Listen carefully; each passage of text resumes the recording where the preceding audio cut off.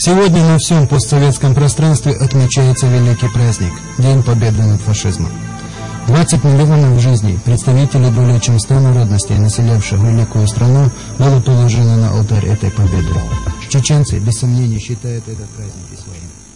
Но 9 мая 2004 года этот светлый день был омрачен невосполнимой утратой.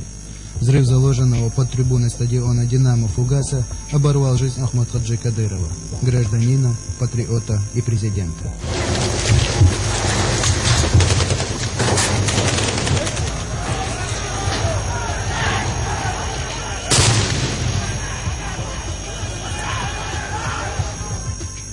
Уже в который раз страшный удар наносился чеченцам в дни всенародных праздников.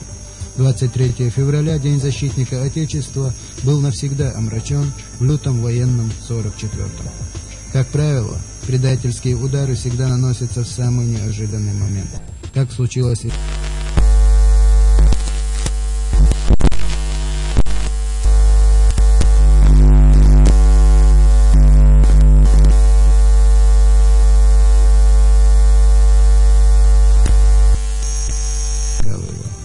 Никто не мог и предполагать, что это случится на стадионе, в день всенародного праздника, в присутствии тысяч сограждан. Сама его смерть была очень символична. Он жил во имя своего народа и погиб у него на глазах. О таких людях, как первый президент Чеченской Республики, принято даст сама история. Что ж, верно. Но многим ли было дано давать оценку истории самой? Каждый ли способен предвидеть ход ее развития? И, наконец, много ли тех, кому Аллахом дано быть одним из ее вершителей? Когда Ахмад Кадыров выступил против ваххабитов в 1998 году, тогда его, еще муфтия республики, обвинили в предательстве. Сегодня можно только догадываться, какое мужество было нужно, чтобы решиться на этот шаг. А в 1999-м группа истинных патриотов, зачастую попадая под огонь федералов, которые по привычке били всех, уже с оружием в руках борется с теми, кто принес религиозную ересь и раздор чеченцам.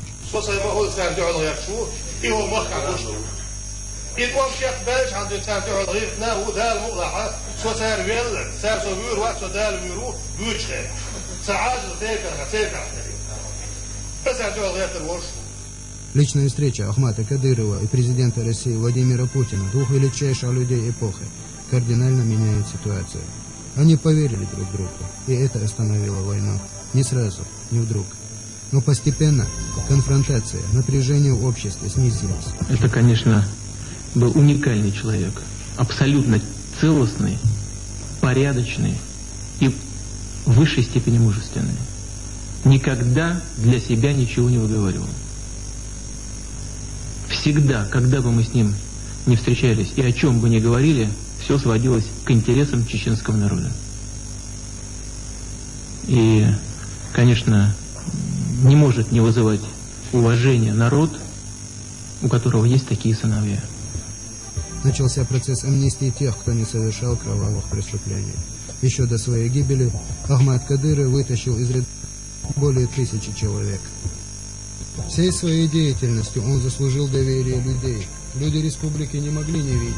Конечный итог всего, что делается, предназначено именно для них. 9 мая 2004 года была не только жизнь духовного и политического лидера.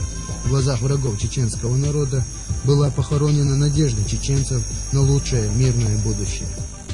Хвала Аллаху! Ахмад Хаджи на тот момент создал крепкую команду единомышленников, твердо уверенных в правильности выбранного пути. Они хорошо усвоили уроки прошлого, и лидер у них был. Вполне могло так случиться, что Ахмад Хаджи и Рамзан, и его сын, могли оказаться в тот день на стадионе вместе. Рамзан был при отце неотлучно. Водитель, телохранитель, первый помощник. Но Всевышнему было угодно, чтобы Рамзан продолжил дело, начатое тем, чей земной срок был закончен 9 мая. Рамзан лучше других знал чаяния и надежды отца, истинную его цель, а собственная энергичность и врожденный дар лидера позволили ему и команде Кадырова консолидировать разрозненное чеченское общество. Да, я не считал бы себя чеченцем, бросить все, уехать из Чечни и потом приехать и говорить, что я чеченец, что я что-то хочу для своего народа. Сперва на посту первого вице-премьера правительства, затем председателем правительства Чеченской Республики, Рамзан проявил незаурядные управленческие и организаторские качества. Он не принимался за что-то отдельно. Весь спектр проблем республики, подвергшийся тотальному военному подавлению, потерявший сотни тысяч своих граждан, он начал решать в комплексе. В начале 2007 года по представлению президента Российской Федерации Владимира Путина Рамзан Ахматович Кадыров утвержден чеченским парламентом на пост президента Чеченской Республики. Это открыло новую качественную страницу в мирном развитии нашей республики. Мне нравится строить, наверное, прошло это от отца, который немало сделал для нашего народа. Заслуга Ахмата Кадырова перед чеченским народом, перед миром, в том, что он предвидел пути урегулирования страшнейшей несправедливой войны, знал пути выхода из тупика и до конца был верен долгу гражданина перед Родиной.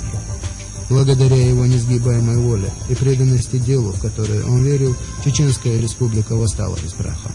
Ахмат Кадыров сочетал тонкий ум аналитика, глубину знаний ученого и обширное знание норм и принципов ислама.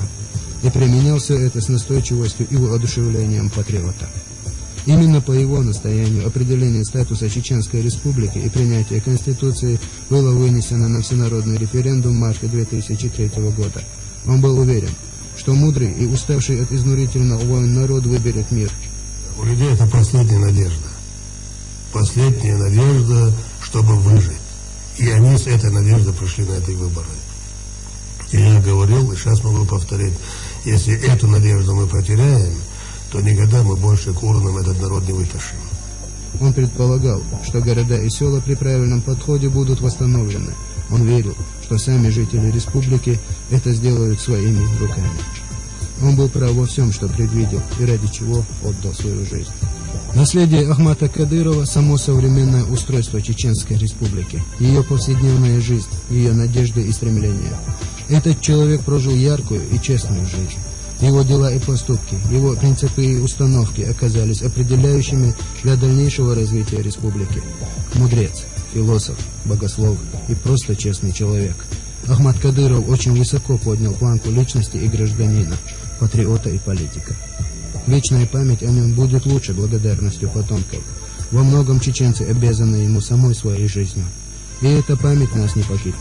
А каждый раз 9 мая мы будем отмечать День Победы, победы духа над смертью, торжества справедливости и надежды на лучшее будущее. И всегда будем помнить, что именно 9 мая Ахмат Хаджи Кадыров победил навсегда. Сегодня великий день, День Победы, Великой Отечественной войны, где стали жертвами миллионы невинных людей. Этот день отмечается сегодня во всем мире, потому что это победа